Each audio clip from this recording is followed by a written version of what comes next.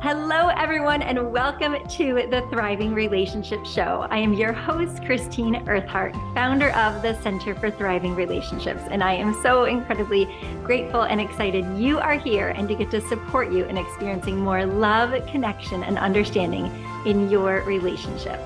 And if you are someone who is intrigued about sexuality, but sometimes feel confused or feel awkward talking about it with your partner, maybe it's even a source of conflict, or you're just longing to feel more sexually fulfilled and know how to really keep the spark alive in long-term love. We have two incredible experts here with us today that are going to offer a really unique perspective that can really transform how you forever see your own sexuality and how to relate to your partner if you're in a partnered relationship right now. So Dr. Willow Brown is a Chinese medicine doctor, functional medicine expert, and internationally recognized teacher of Taoist sexology. She bridges sexuality, spirituality, and medicine so that her students and patients truly understand how to use their sexual energy to create the life they desire. Leah Piper, over the last 20 years, has taught thousands of couples and individuals all over the world through her school, More Love Works. She is an intimacy expert with multiple advanced certifications in Tantra yoga, positive psychology, and somatic therapies. Through her journey with Tantra, she learned to understand sexual healing and overcame her own sexual challenges. And it's now her mission to help others do the same. And together, Dr. Willow and Leah are hosts of the Sex Reimagined podcast. So we are so honored and thrilled to have you both here. Thank you and welcome. Thanks, Christine. Such a pleasure to be here with you. And the two of you and your synergy together, you just really co-create magic together. So I'd love to start off just hearing more about what inspired both of you to really dive into focusing your life's work around sexuality. Well, I'll start out. Mine started with a trauma, right? At age 19, like so many of us got on our healing path due to trauma. So I was 19, I went through a pretty traumatic rape experience that left me pregnant. And so I had to go through that. I had to go through that initiation portal. And that really, I was like, after that, I was like, wow, sexual education in this country is BS and somebody's got to do something about this. So I was on a warrior's path to reform sexual education in the school system. That's what I thought I was going to do. But lo and behold, getting in the school system was not my path. And I did not really want to do that. So years and years went by, I got on the healing path. I started doing every kind of healing modality under the sun, got my acupuncture license, and then I think probably maybe 5-6 years after I had been practicing for a while, I started to teach the Taoist sexology because it had healed my body immensely from all the hormonal imbalances, the pain, the emotional trauma, everything that I had gone through that experience. And even prior to that experience, being in a woman's body that was really deficient in chi and didn't have a lot of energy to rise up in this world. So I started using the Taoist sexology. I was with several partners who were practitioners of it very young, early on in life. And then when I saw how incredibly healing it was for my own body and heart and mind and soul, I started to teach it. And so I started out just teaching it in my living room to a few patients and some friends. And now it's turned into a whole lifestyle of co-teaching with Leah Piper, which is a dream come true. So much fun. So that's it in a nutshell for me. Thank you so much for sharing and for turning such a deeply challenging traumatic experience into such extraordinary service for the world. Really, I just bow to you. Thank you. Thank you so much for sharing. So yeah, Leah, how about you? Kind of similar story. I grew up in a sort of a religious confusion. We started off sort of in a Pentecostal Christian cult to getting baptized into Catholicism and going to Catholic school. And so although like my childhood was steeped in a certain amount of richness when it comes to spirituality, I think my parents, although it could be seen in different frameworks that are a little crunchy, and certainly I experienced some of that crunchiness, especially when it came to the conditioning around sex and the conditioning around sex as a girl. which I felt like was very different than the conditioning around sex for a boy. I was really watching the disparity between my brother and myself growing up and coming of age. But at the same time, I'm having this like deep, complicated relationship with spirit and with God being in my heart. And really, I felt like there was an incongruency between those two worlds, sexuality and spirituality. And so my path kind of got thrust into this deep-seated feeling that I knew there must be something more to sex and it had something to do with spirituality. That being raised in sort of this virginal construct of and purity and being like this path around shame, fear, guilt, danger when it came to sexuality. After a while, in my late teens, I'm going, this is hogwash. I don't actually believe in this. I think there's spirit in my genitals that wants to be set free, that is in alignment with these things that we see as cosmic and profound and deeply enriching and very meaningful and so connected to the depth of love. And so I went on a journey to find out, well, what else does the world know about how we can relate a sense of spirituality and a sense of sexuality? And that's what took me to Tantra. And what I thought was so interesting was that it's not a religion. I think a lot of people think of Tantra and they go, ooh, what's that? Is that a cult or something? Is that something weird? That might be good for you, but I don't know if it's for me. And so to be able to demystify that for myself, having come up in some interesting religious frameworks, to really know the difference and to see that Tantra isn't a dogma, it's not a religion, it's actually just a way to look at sexual love. And I think that's something that's really missing in our culture, because so much of how we love can sometimes be divorced from sex because of the shame and the guilt and the fear that people feel, even if they don't even believe the separation between spirituality and sexuality. We have this conditioning. It's like we're sitting on a mountain of conditioning with a bunch of Victorian rules that we don't even believe in, yet it's still subconsciously controlling our behavior. And it separates an experience with our beloved that could be so profound and so enriching and so life affirming and so joyful. And we've gotten to a point, I think, in our culture where we take a look at sex and it's like we hold it so seriously. We're either passing or we're failing. And so it's really my and Willow's mission, especially through the Sex Reimagined podcast, to reimagine what sexuality actually gets to be. And as listeners, as a community, as a group of free-thinking people, we can actually decide what our belief system is. And we can do practices, and we can listen to content, and we can review research, and we can make up these decisions for ourselves. How do I actually want to show up in the bedroom? And it doesn't have to be in this unconscious sort of teenage place that we often get stuck in. So good. Thank you so much for going on your own empowered quest and now really shining the light for others to be so much more empowered, that it's like out of conscious choice about what we want our sexuality to mean to us, rather than just letting it be dictated by old outdated beliefs or misunderstandings or projections, other people's fears.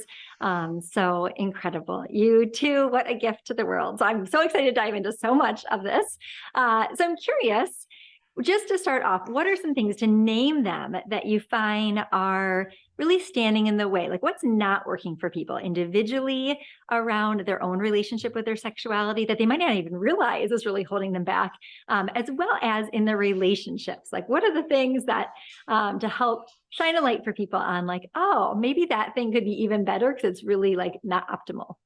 Yeah, that's such a good question. And I think it's the number one question for each individual to ask themselves: what is my relationship to my sexuality? Just start with that. Start journaling on that question alone, because your relationship to your own sexuality is going to show up 100% in your relationship with another person in sexuality. And so if you haven't explored it, if you haven't figured out what lights you up, what turns you on, what arouses you, what kind of, do you like pillow talk or do you like dirty talk? We got an episode on that. Check it out, or do you is it a slower onset for you, or do you need faster, harder, stronger? Like, what really works for you? We've got the erotic blueprints now in the field and in the world. And so that's a great place to jump off from and start to kind of understand your what's an easy path for you down your own relationship and cultivating your own sexuality.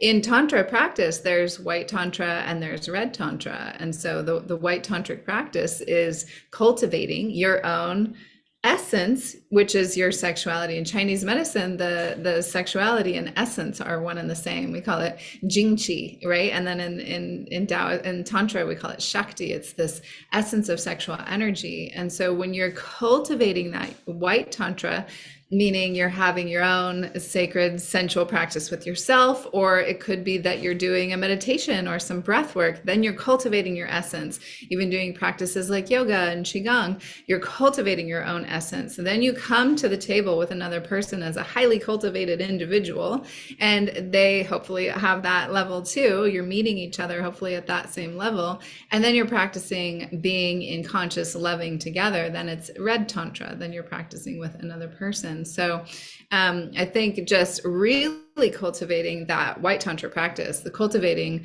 that that knowing of what really lights you up or what turns you on. I think that's one of the big things that we see a lot, especially with women, because there's not as much encouragement for it, right? For young boys, it's like, oh yeah, go play with yourself and have a good time, and make sure you clean up after yourself. But for young women, there's more, as Leah was saying, there's more stigma, there's more charge around it, and less of an invitation. So I would say that's one of the most important things, is to really start to develop a stronger relationship with your own sexuality, so that when you get into a situation with another person, you already know how to run energy through your body. You already know how to run orgasmic chi up to your brain rather than just letting it go out of your genitals. Yeah, if I can piggyback on that, I think it's interesting. We tend to, it's like we've never been taught to be really responsible about our own sexual energy and our own sexual aliveness.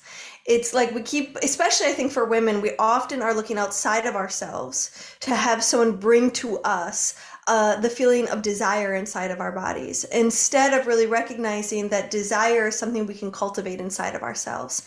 And there's a path forward on how to do that. And those are things that we don't get taught. They're not written up in Cosmo. Well, we don't talk about it in the girls' locker room. It's like we keep on looking at the object of our desire, to be the ones to want it enough to do it to us the way we hope to like it. And we even have like such a difficulty with just the languaging around all of this. And so another way that I describe sort of white Tantra and red Tantra is the white Tantra practice. It's like the musician practicing before they go play with the band. They're practicing their art form.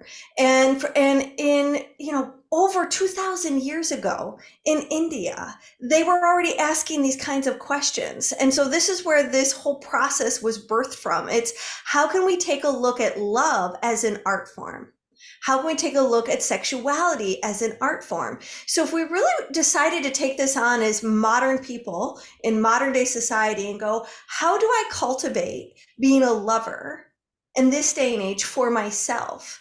It's having cultivation practices like Dr. Willow just mentioned that allows us to understand sexual sovereignty. What turns me on? What opens me? What closes me? What makes me want to press green? What makes me want to press red? Stop. And being able to understand ourselves, to be in deep inquiry around this, to have trusted confidants and community where you can explore these sorts of things, is really how we get to become awesome lovers.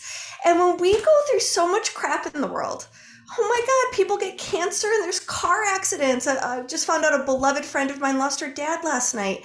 We have these things, and her mom just got a diagnosis for cancer. It's like these things break our hearts. And they're real life issues, and no one escapes these tragedies in our lives. We've got lots of reasons to be depressed, frankly, and most of us are on an antidepressant. I mean, there's a reason for these things. But what's so beautiful is that we have these things inside of our bodies that have been built in and wired in that give us pleasure, that give us relief, that bring joy and hope and faith and love. and orgasms. Not to mention there's baby puppies and kittens in the world and babies that make us laugh and have joy. So it's like we really have to look to where we get joy in our world in order for us to be able to experience a life filled with satisfaction, filled with meaning. And this is a place, as human beings, we're so different than every animal in the world, that we get to have this consciousness built into our system, that we can pursue love and pleasure and orgasm and unity and conscious states of mysticism. I mean, hello, what's more joyful and interesting than that if we could invest a little bit of time on learning the skills of love? We would really help balance those scales that cause our soul to get so weary. So beautifully put, both of you. And I'm just hearing this theme of us really taking a pulse on like how our relationship with sexuality is. Is it something that we've thought about? Have we just kind of defaulted to who our partner wants us to be, or defaulted to wanting them to know what lights us up and what feels good?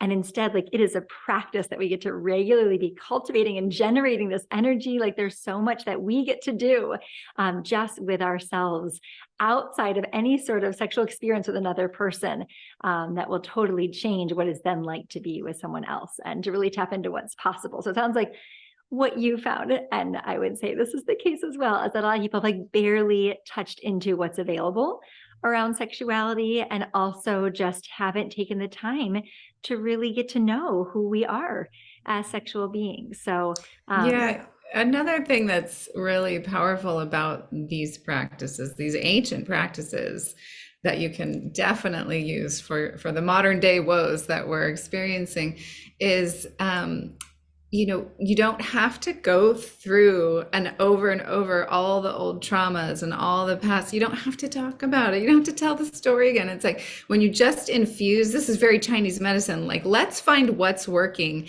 and augment that, So it's like when we just infuse more pleasure, more bliss, more rapture, more ananda, which is bliss, pure consciousness bliss.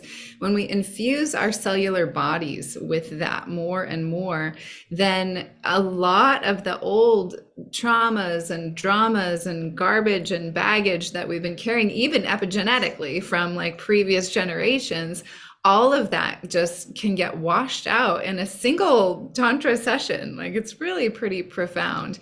And, the Tao really uses this cultivation of sexual energy, whether you're doing it through your own practice, White Tantra, or with somebody else, Red Tantra.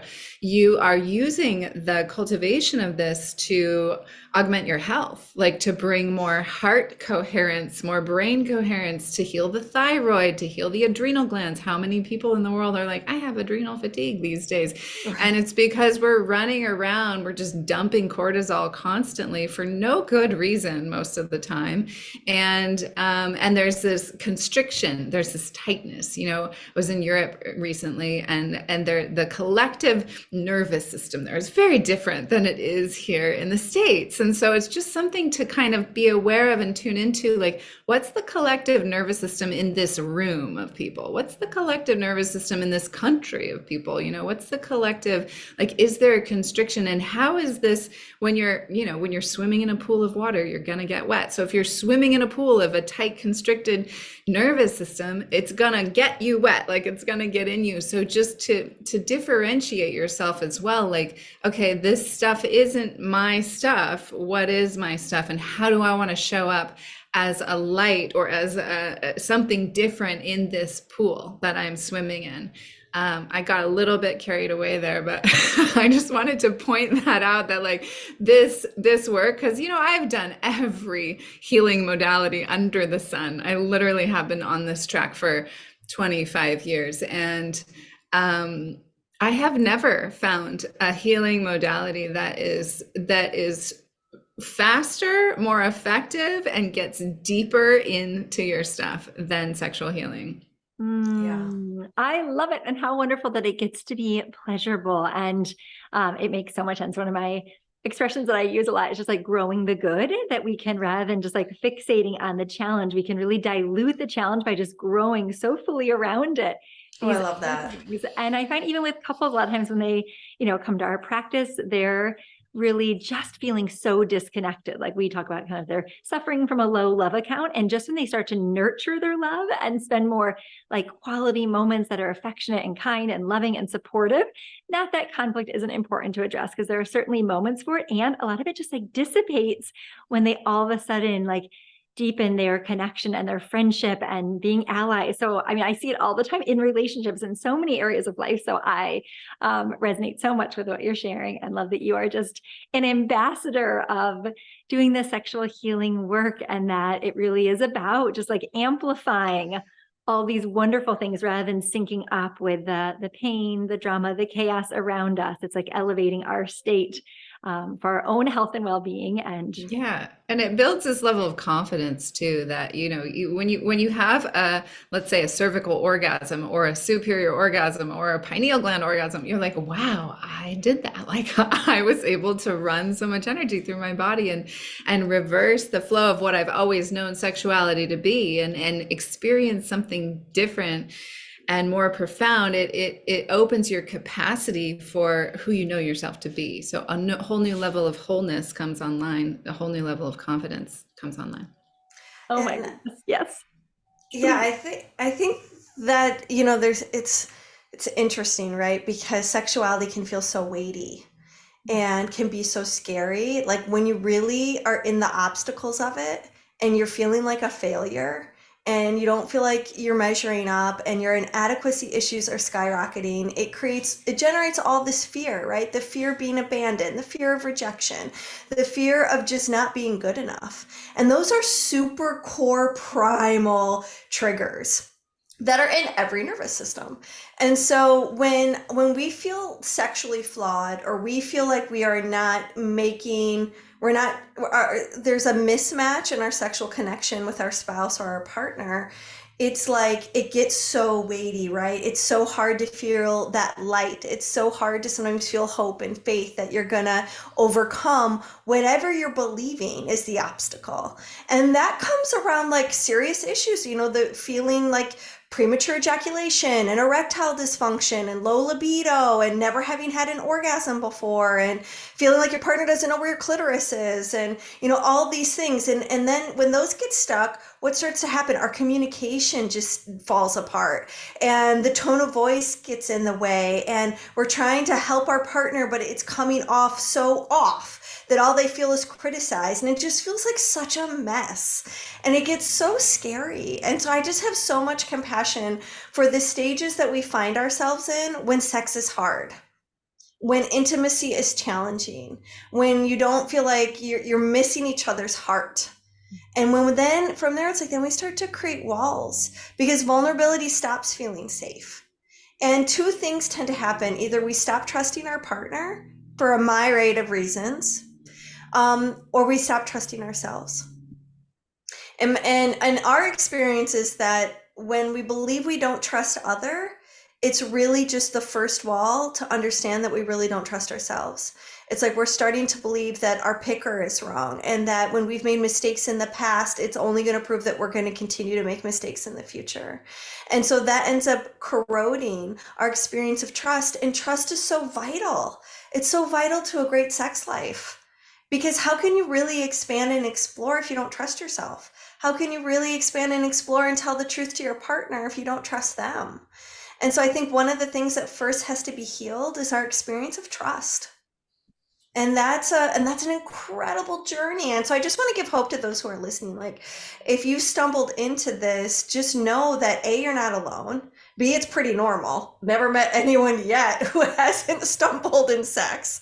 And B, like, there's so much help out there and there's a language out there that you can learn that can really help you with your partner champion these obstacles that we feel arise in the bedroom that cause us to just feel like failures. And if I could just give one little tip, one little thing that I hope people can consider is, part of the problem is that we have goals for sex.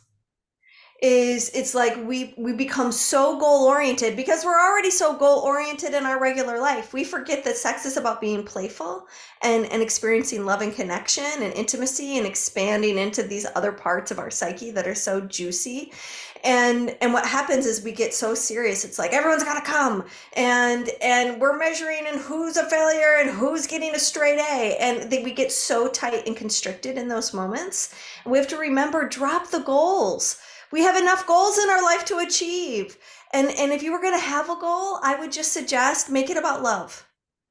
If the goal of sex can be about you feeling love and giving love, the receiver of love, the giver of love, orgasms follow, y'all.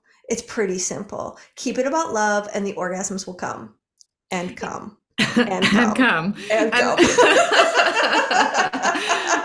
Exactly. And that doesn't mean that you have to be madly in love with the person that you're having sex with. There's the energy of love and there's the emotion of love. And you can simply bring the energy of love to an experience without being so tied up in this person that you would.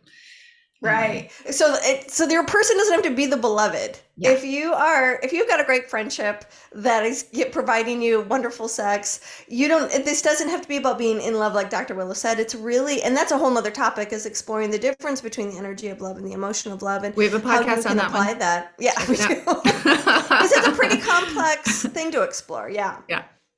I love that. Okay. So good. And thank you so much, Leah, just for giving voice with a whole lot of empathy and compassion for the things that people might really be experiencing.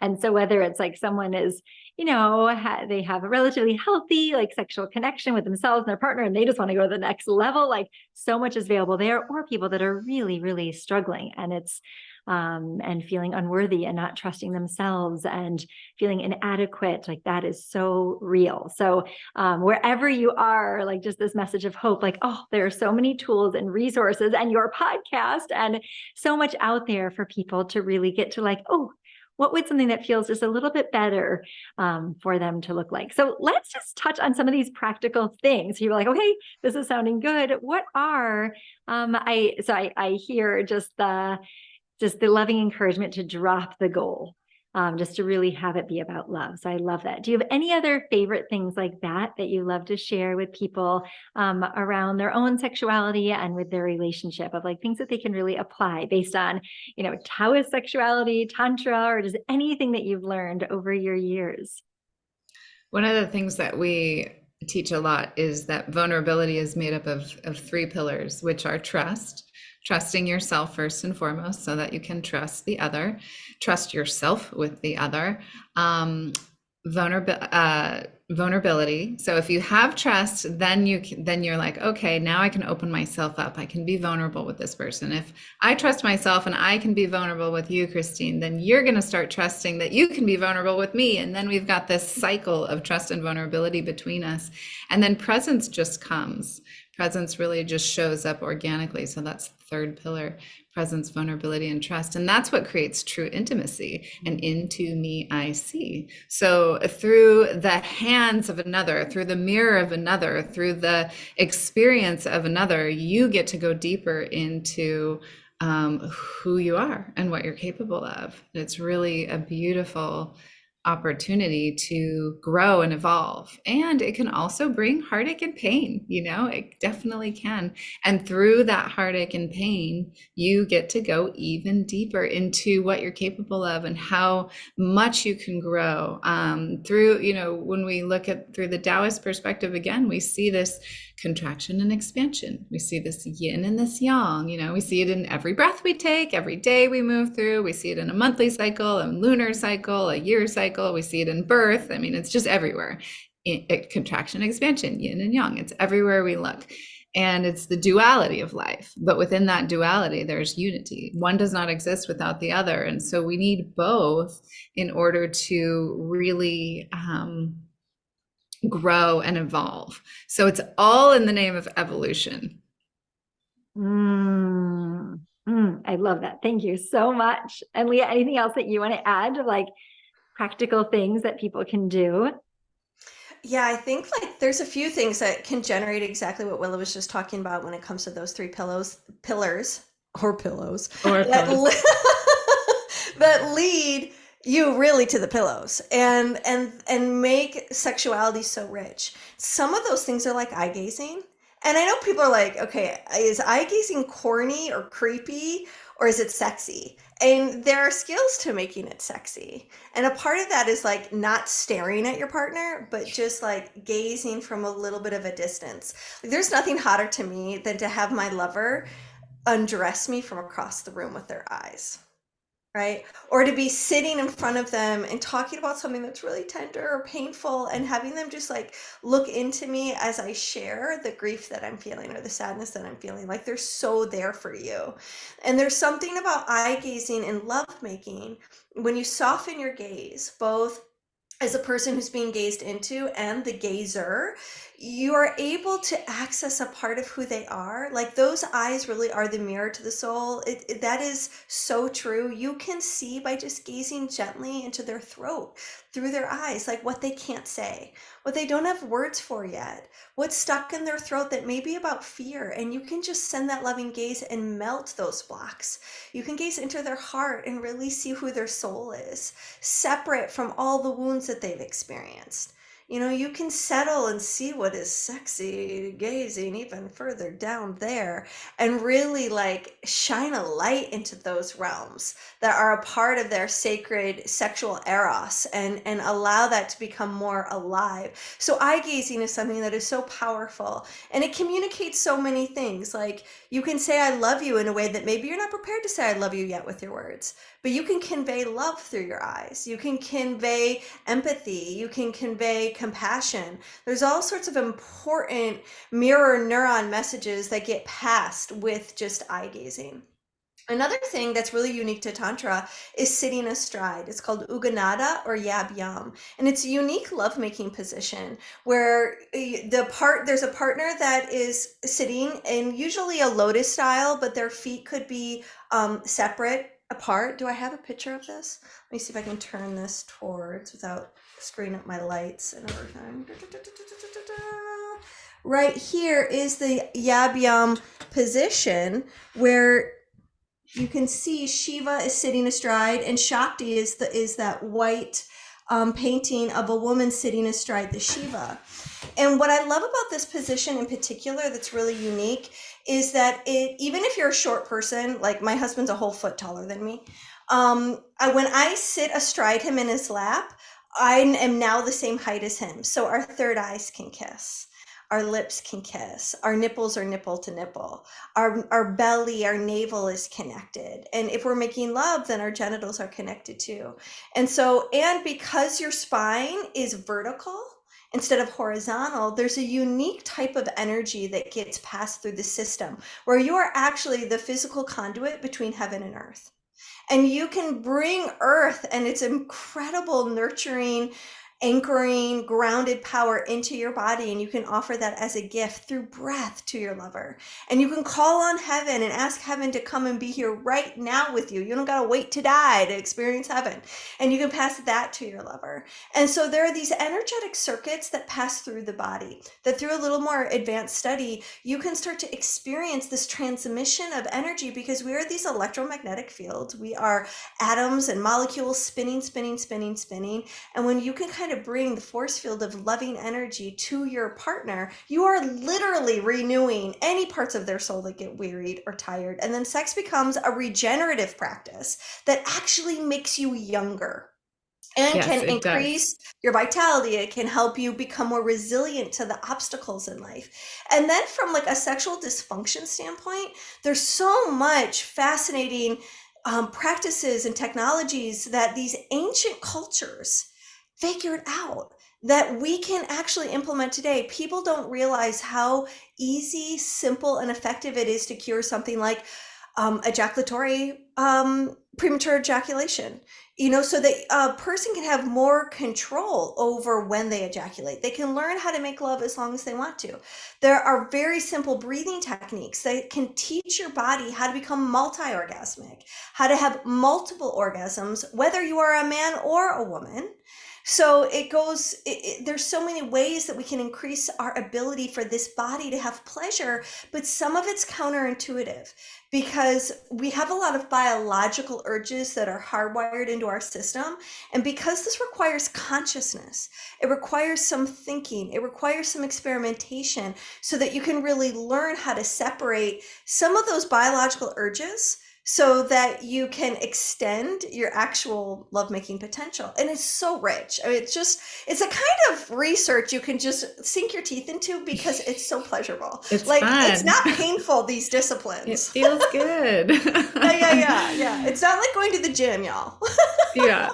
Which we recommend, but still, it's like going to the bedroom and just having a really good time and laughing a lot with your partner. Yeah. In fact, we've got an eye gazing tutorial. We've got a whole bunch of these practices that you can do in one of our programs. It's called the King and Queen of Hearts. And there's a tantric kissing practice in there. There's the eye gazing practice in there. There's yab yum position. There's also like communication stuff. Like what is the language that your partner can hear? Not what language do you speak to them, but what can they actually hear? Because 90% of communication is listening.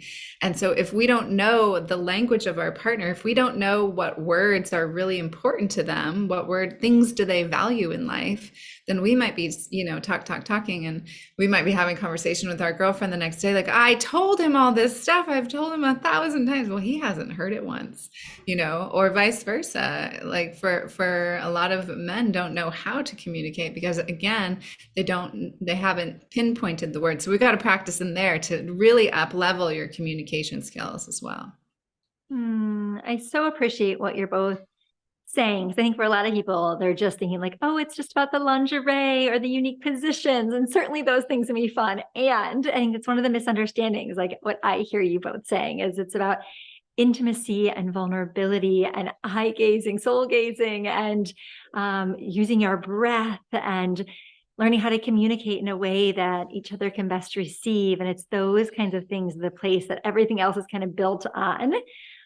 So thanks for highlighting that. And I'm so glad that you have these practices readily available. For sure, we'll put that in the show notes, links to your courses and programs and all the ways people can keep learning. So I'm curious, it comes up a lot that couples feel like they have just grown apart or they're, falling out of love. They're like, well, I really love them and we're really good friends or really good co-parents, but I don't feel like we're really in love anymore. So I'm curious, what would you say to a couple who feels like they've kind of lost their passion together? Yeah, it's such a common one. And what I usually will say to those couples is like, oh, there's so much still to explore between you. And and then I might throw out a couple of things. Have you guys done this before? Have you tried that before? No, never even thought of that.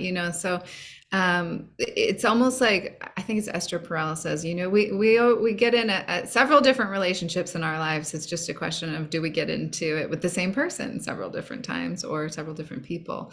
And so we have the opportunity when we're at those crossroads. I feel like it's a real opportunity to start picking up go to some tantric workshops, go to some classes and start to look into it and start to study the Taoist system and learn more about yourself. It comes back to learning more about yourself and starting to cultivate that white tantra within your own body and your own mind and soul. Then you can bring a whole new person to the relationship. And if you're both doing then boom, it's like, wow, this could be a whole new relationship. But it does require time and it does require effort. It requires doing it. These things just don't happen on their own and there's no magic pill. It's really more about taking the time and putting the energy into doing things in a different way inside of your relationship. Even little things like sleeping on the other side of the bed, just like hop on your partner's side and say, you're sleeping on that side tonight, or just do something silly, fun. Like, when's the last time the two of you crawled around on the ground and growled at each other like you were tigers? Have you ever done that? Just do something totally silly and bring more fun into it, bring more exploration. as we've said, Sex Reimagined is about reimagining what sexuality can be. And sexuality for adults, it's like that's our sandbox. That's where we play. And if you haven't played enough lately, then you probably are feeling the heaviness of like, this isn't what it was in the beginning. Yeah. It can become so charged and such a fragile, tender area for couples to explore, just because what it brings up inside of each individual about maybe not feeling enough for our partner if they are no longer attracted to, or think that they're not attracted to us like they were, or who we are, like just, and all these old identities we can have about how we see ourselves as a sexual being, all of that. So I really appreciate that you're talking about just the spirit of like play and fun and making it like not such a big deal. Like I hear that in both of you, like it can just become so heavy with all these things. And so like, that's a little thing. If it feels a little scary to like, be naked and soul gazing and sitting in yab yum, it's like, okay, but maybe, which is so beautiful and amazing. And some couples, you're ready for that. And others, it's like, well, maybe I could just sleep on the other side of the bed. Exactly. We can fully clothed, crawl around growling at each other just to do like these pattern interrupts. Yeah, I love that. Yeah, and I would just say curiosity is the name of the game. Because what happens when we're starting to think, oh, maybe I'm not in love with you anymore, then you're starting to come up with the facts or the proof as to why that could be the case, which are typically judgments. It's like, oh, this I'm not attracted to anymore because X, Y, and Z. Oh, we don't have a lot in common because X, Y, and Z. And not to say that there isn't truth in that, but there's still judgments where if you could switch that really quick with getting curious, well, that's interesting that I feel that way. Gee, I wonder what it would be like if I could let that go for a minute and then look at them with new eyes. Or what would it be like if I started to see who they are now? Because I'm still looking at them at who they used to be, and I'm different now. And it's part of the reason why I might feel like we're growing apart is because I've changed. Well, they must have changed too. So how can I fall in love with the person that they are now? What's important to them now? Who are they now? Those are all curious questions.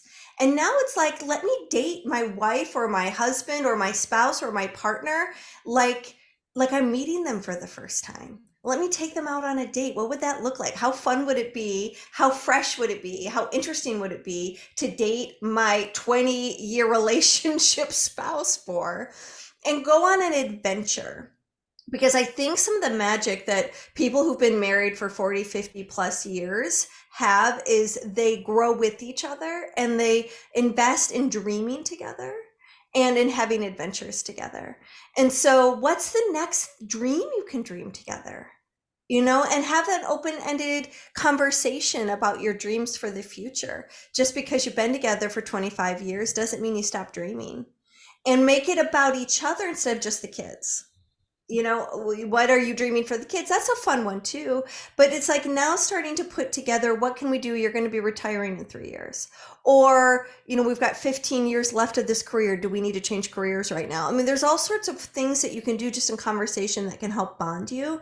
And curiosity is so important. And it was Esther Perel. It was like, they say that on average, people have 2 to 3 marriages. And you can have 2 to 3 marriages with the same person. And I just think that is so exciting. Here's the next chapter to our marriage. And they really are a different person because we grow, we change. Life does that to us.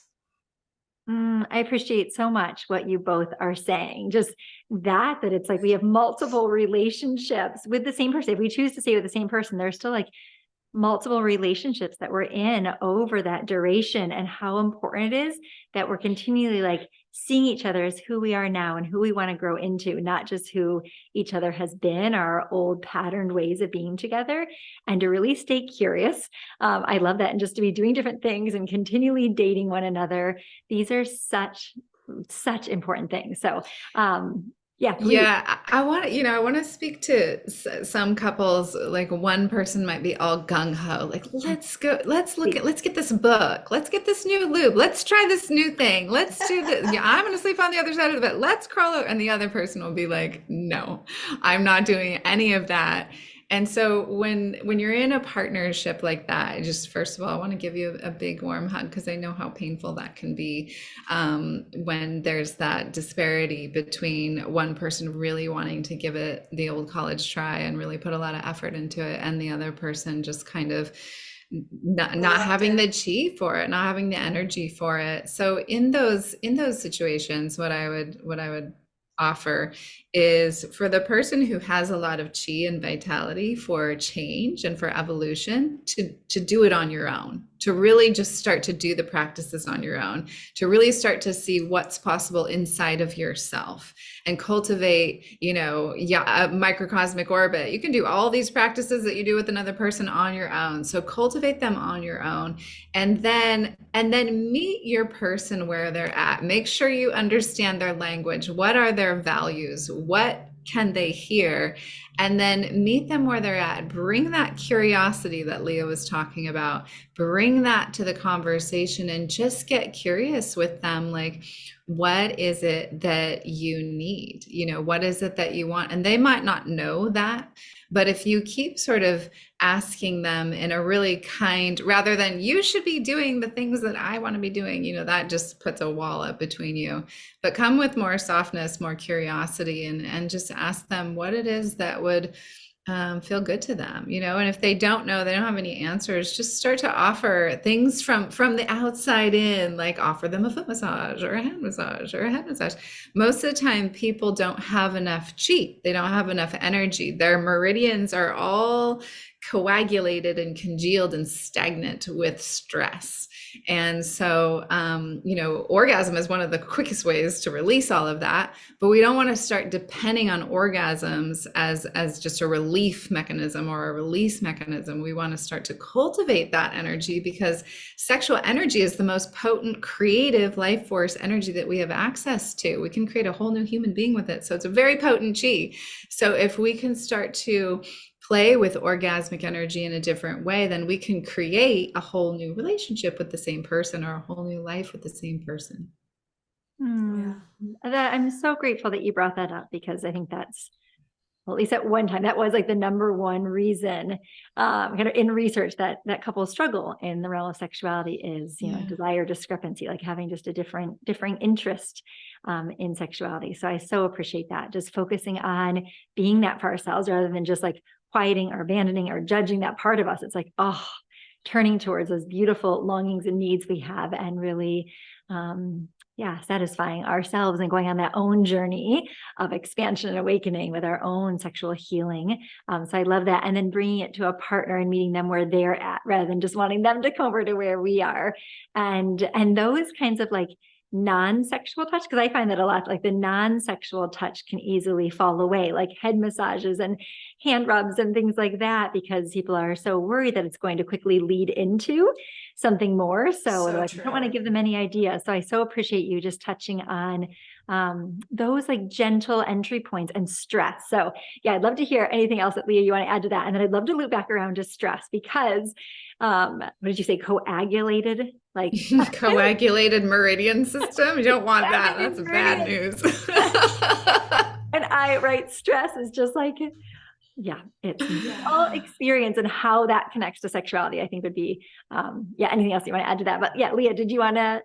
Sure. I mean, just to say that, when one partner is under-resourced, like Willow said, like they don't have the energy to like put in a ton of effort. They're tired, they're stressed. There may be other things that are going on in their system that just makes it feel like, oh my God, this is one more thing I have to work on. And I already have so much on my plate. And so resistance and walls can start to build. And then it just feels like it's just one more thing that's adding to the problem. And so just being compassionate with each other, respecting each other's own timing, and how fast. Oftentimes partners, there'll be a fast processor partner and a slow processor partner.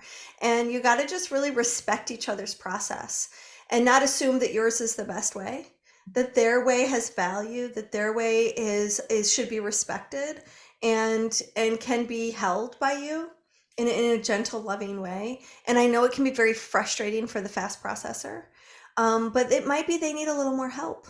It might be that can you take a look at what they're managing in their life and can you be of service to that? Can you put the kids to bed and can you get them up and get them ready for school? Can you help with perhaps more chores? Is there anything you can do to help alleviate their stress at work? And you might find that there aren't a lot of things they'll let you help with, but you just being their safe person, you being their home that they can come to, that they can rest in, can make all the difference. And there's so many ways to build intimacy. Like you said, Christine, I think that part of the charge can be, oh, it's going to lead to sex and I'm not ready for that. And so having ways to deeply nourish each other and connect with each other that doesn't have to take a ton of time and that doesn't have to lead to sex is like really important building blocks for you to have a more enriching sex life when it all comes together. Absolutely. And, circling back on this stress piece and something that you were just speaking to, Leah, made me think of, paying attention to somebody's hormones. And stress is one of the biggest dampers on our hormonal system. And, being an endocrine specialist, it's like something that I'm always looking at when I'm working with clients one-on-one around their libido. And, I work with a lot of women and low libido is a big thing. And it's like, well, is it low libido or is it low hormone levels and not enough inspiration in the bedroom? Like what is low libido anyway? Let's break it down. It's really just a lot of it is the whole system is filled with cortisol. Hormones are like little messengers that run up and down your bloodstream, and they go to your brain and they say, pituitary, hypothalamus, here's what's going on. Now start to have the other glands downstream, emit cortisol or whatever hormones need to be emitted. And so there's this sort of cascade effect that happens. And if the whole blood system is filled with cortisol, then there's not a lot, like all the hormones are just dysregulated. All of your glands, which align with your chakras, are dysregulated. And so one of the fastest ways to flush all that cortisol out of your bloodstream is to bring oxytocin through. And oxytocin is the hormone that you have when you have an orgasm, also when you have a baby or a really good hug or a nipple-gasm or any kind of gasm, And so even my puppy, I like to call him a little oxytocin injector. It's like we can get oxytocin from all these different places in life, but orgasm does this big flush of all the cortisol and floods you with that feel-good hormone. So, if you from that angle is so it's such a relief for people because it's like it gives them, you got like a blood panel that goes, here's what we can correct through nutrition, through supplements. Like you're not alone. It's not just all this other relational stuff. There's a lot of things we can do medically through nutrition and supplemental support that can help fix some of this stuff. So, working with a naturopath, with a functional medicine doctor, like an acupuncturist, like Dr. Willow, can also provide a lot of great answers. Yeah, absolutely. And this getting hormones organized and balanced and on track, it can be a game changer, not only for your libido and your sex life, but also for your emotions. Just because hormones make you feel a certain way, oxytocin makes you feel a certain way, cortisol makes you feel a certain way, dopamine makes you feel a certain way, so we want to bring those feel good hormones, and our bodies get addicted to certain emotions. So then we create thoughts that make those emotions happen. And then there's this loop of like, okay, now this is the way that I am, right? But we can loop the other direction. We can stop the addiction that our body has to certain emotions through our thoughts. And so that's a big part too of working with your endocrine system, because your hormones are your hormonal system is sensitive. I always like to think of it as like it's a sensitive little baby. And if you take really good care of that sensitive little baby, it's going to, grow up and it's going to become a thriving person. And if you, ignore it and don't pay attention to it, it's going to have a lot of problems. So we really, we really want to take care of that aspect of being a human being, because so much of what we're living in is we're just living in, again, swimming in a pool of exogenous hormones like xenoestrogens from plastic water bottles. I won't go down the rabbit hole, soaps, detergents, I mean, the air we breathe, it's everywhere. So, liver cleanse at least once a year, y'all. I so appreciate you bringing in that dimension. Like there's the relational piece, there's our own energetics, our relationship with ourselves and our own sexuality, and there's the physical piece of it. And for people to get their hormones tested, and people are like, I've never even thought about my endocrine system and really ever looked into how to take the best care of it.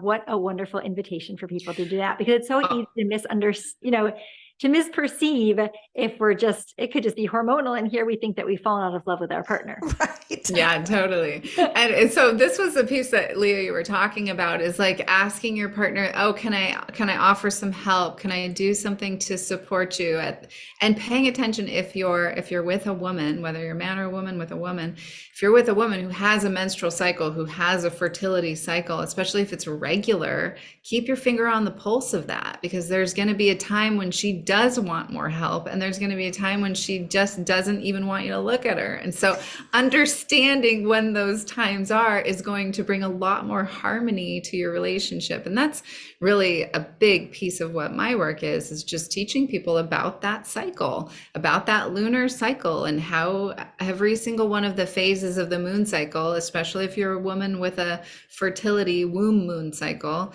it has a completely different face to it, a completely different lens. And when partners understand that, as well as the woman going through it, it's just an absolutely different outcome. Huge, totally. Because you're not taking anything personally.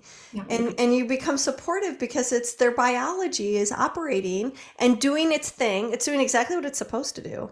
And if it's coming out sideways, it's at you. There's a good reason for it, and it's not something you have to take personally. And when you know it's not about you, then compassion is so much easier to resource. Yeah. I mean, I certainly experienced that from my husband when he's just like, oh, okay, that's easy. I can be here for you now. If I know it's not about me, I'm good. That is such wisdom, such truth. Yeah, thanks for sharing that. You two have just so many insights and are just well springs of knowledge. Like you have such mastery around this area. So I love to ask people, we're on the Thriving Relationship show. So what would you each say a thriving relationship is to you based on all of the wisdom that you've collected in your own hearts? You want to take it first, Leah? Yeah, there's a Tom Robbins quote that I put at the end of my emails. And it is that we waste time looking for the perfect love instead of, we waste time looking for the perfect lover instead of creating the perfect love. And yeah, it's really like we can practice how to love better.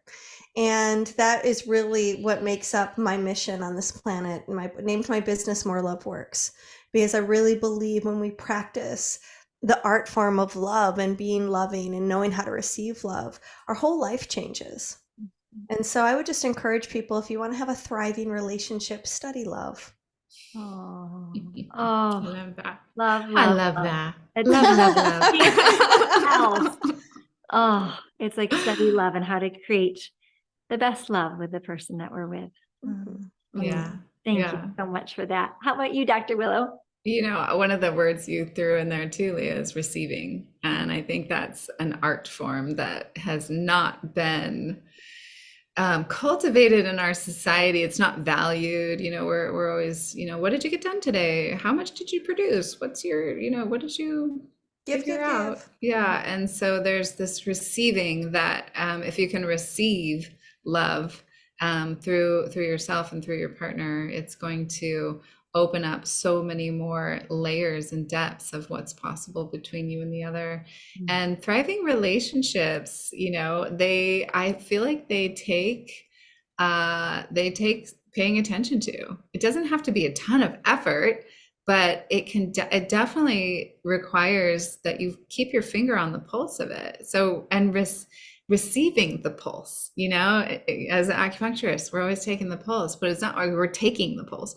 We're receiving the energy of that person. We're receiving the flow of like this position versus that position. So there's a subtle quality of receiving that can come through your partner and your relationship with them. And, when they walk in the door, what is the energy that you're receiving from them? So keeping your finger on the pulse of how how they're doing and how you're doing and how you're able to meet each other. If one's way up here and one's way down here, how can you meet each other? How can you be together in that moment? So I'd say that there's a